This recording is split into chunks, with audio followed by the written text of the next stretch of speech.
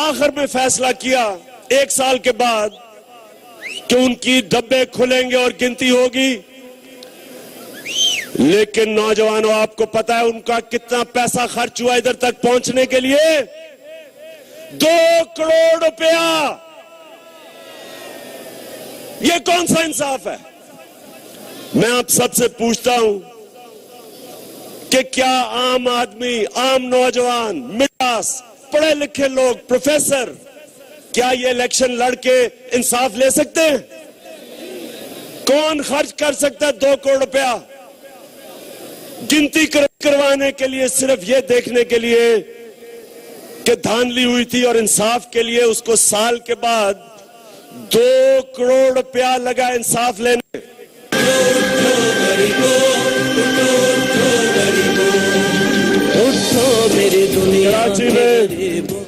कराची में जुबैर खान एक आम सा हमारा कारकुन था, वो खड़ा हुआ और कराची में भी माशाल्लाह ऐसी धांधली हुई कि इलेक्शन कमीशन का जो सेक्रेटरी था, इलेक्शन के 2 बजे 11 मई को पिछले साल 2 बजे कहता है कि हम साफ और शफाफ इलेक्शन करवाने में नाकाम हो चुके हैं। तो जुबैर खान इलेक्शन ट्राइब्यूनल के पास जाता है, कहता कि मैं गिनती चाहता हूं। वो कहते हैं पैसे दो। जरा ये सुने नौजवानों, सुनो। जुबैर खान चंदा जमा करता है, 15 लाख रुपया इकट्ठा करता है। 15 लाख रुपया इकट्ठा करके वो सिर्फ 70,000 वोटों की गिनती करवाता है। आप जानते हैं, और ये NA 258, आप जानते हैं कि 70,000 में से कितनी सही वोट निकली?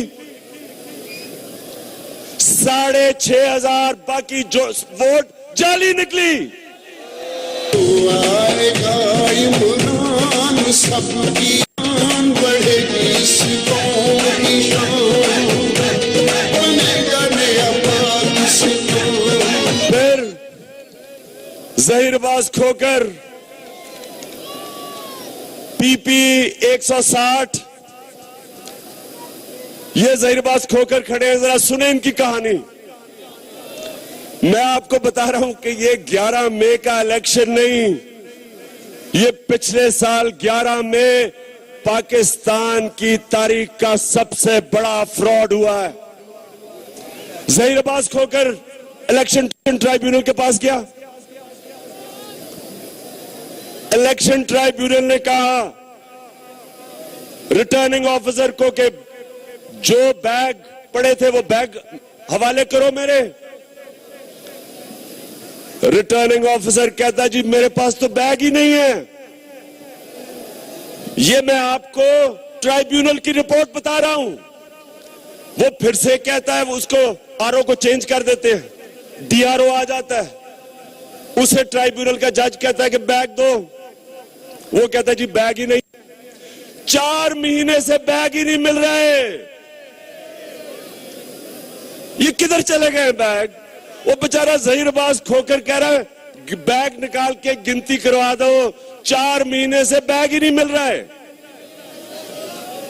एक हल्का मियां मोहम्मद नवाज शरीफ का सरगोदा में 1500 पूरा वोट था उस पोलिंग स्टेशन का। 1500 टोटल वोट था उस पोलिंग स्टेशन में से 8,000 वोट निकलाया। तो जब थोड़ी देर के बाद जब इलेक्शन कमीशन को 1 साल के बाद याद आया कि ये क्या हो गया, तो कहते टाइपिंग एरर निकला है, ये टाइपिंग में गलती हो गई। मैं अपने पाकिस्तानियों आपसे पूछना चाहता हूं कि कितनी और टाइपिंग ऐसी गलतियां हुई आपसे। मैं आपको बताता हूं जो सबसे बड़ी टाइपिंग की गलती हुई वो ये, जरा सुने। नून लीग 2008 में 68 लाख वोट लेती है। नवाज शरीफ 8 साल बाहर से वापस आता है, गुस्सा मुशर्रफ के खिलाफ, वो वोट नवाज शरीफ को। हम सब एपीडीएम में इकट्ठे थे, हम करते हैं हमारी वोट नवाज शरीफ को। 68 लाख वोट 2008 पर मिलती है।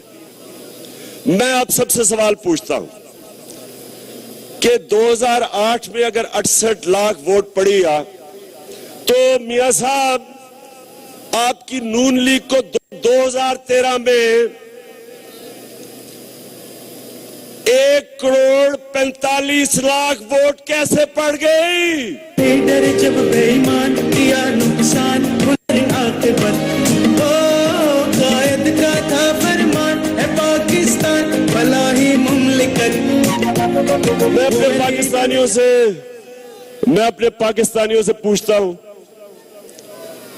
कि क्या पिछले 5 साल में जो नून लीग की पंजाब में हुकूमत थी, क्या कोई रोजगार बढ़ गया?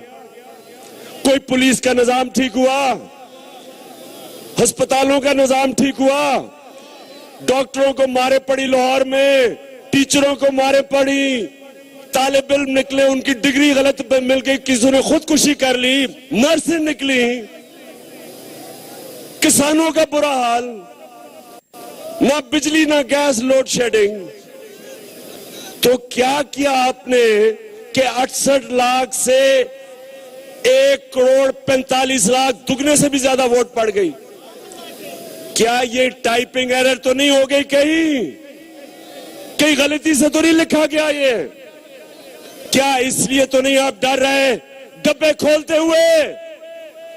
क्या 4 डब्बे, सिर्फ 4 हल्के हमने मांगे थे, 1 साल से लग गया, क्या खौफ है आपको?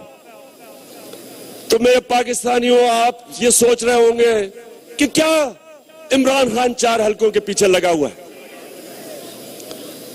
याद रखें, जब तक इस मुल्क में हकीकी जमहूरियत नहीं आएगी, पाकिस्तानियों आपके हाल ठीक नहीं होने लगे, या आपको रोजगार नहीं मिलने लगा, खुशहाली नहीं आने लगी। किसानों का हाल देख लें, उधर हिंदुस्तान में किसान है पास ही आपके, उधर पंजाब किसानों का हाल देखें और अपने पंजाब के किसानों का हाल देखें, क्योंकि उधर एक इंसान की वोट का मुकद्दस होता है, वोट मुकद्दस होती है, वो वोट से अपने लीडर मुंतखब कर सकता है और वोट से अपने लीडरों को निकाल सकता है। पाकिस्तान के अंदर अवाम किसी के लिए निकलती है, वोट किसको डालती है और इलेक्ट कोई और हो जाता है, और जब वो इलेक्ट होता है वो फिर आपकी खिदमत नहीं करता, वो उन लोगों की खिदमत करता है जो उसको लेके आते हैं। इंसाफ जो हो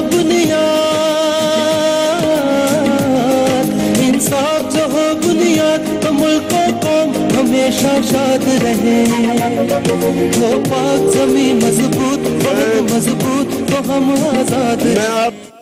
मैं जरा आपको बताऊंगा कि यहाँ पंजाब में इलेक्शन कैसे लड़ते हैं, वोटें कैसे लेती हैं। अभी हाफिजाबाद का इलेक्शन हुआ, ये जरा भी गौर से सुनना, मैं आपको एक टेप सुनाने लगा हूं।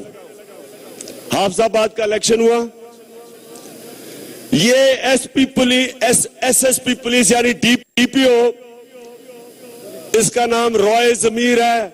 जरा इसको अभी सुने, ये इसकी टेप रिकॉर्डिंग सुने, ये इलेक्शन कैंपेन कर रहा है, यानी हाफिजाबाद का इलेक्शन डीपीओ इलेक्शन कैंपेन कर रहा है। जरा उसकी साउंड रिकॉर्डिंग सुनाए।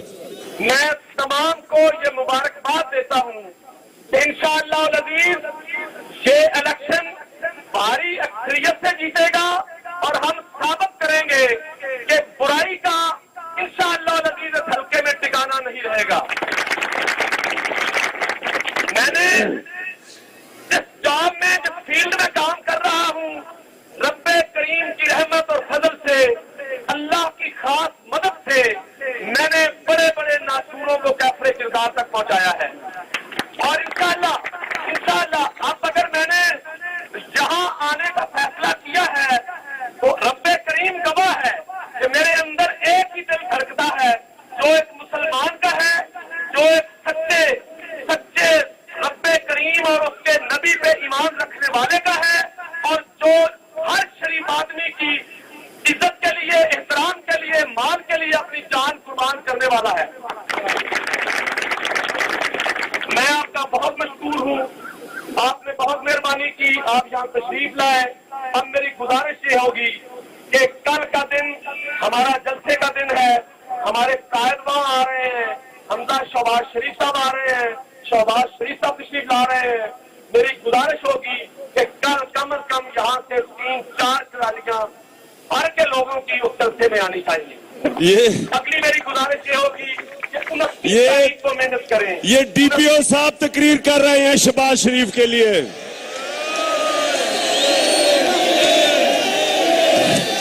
डीपीओ मुजफ्फरगढ़ हाफिजाबाद जाके नून लीग के लिए वोट मांग रहे हैं, शर्म करो।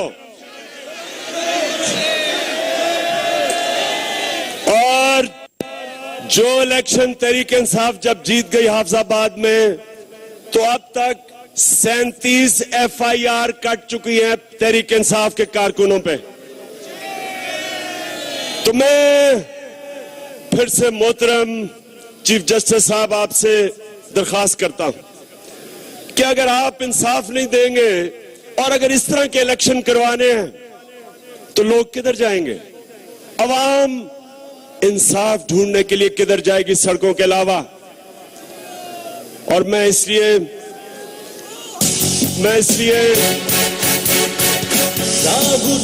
सारा वतन साथियों, मुझे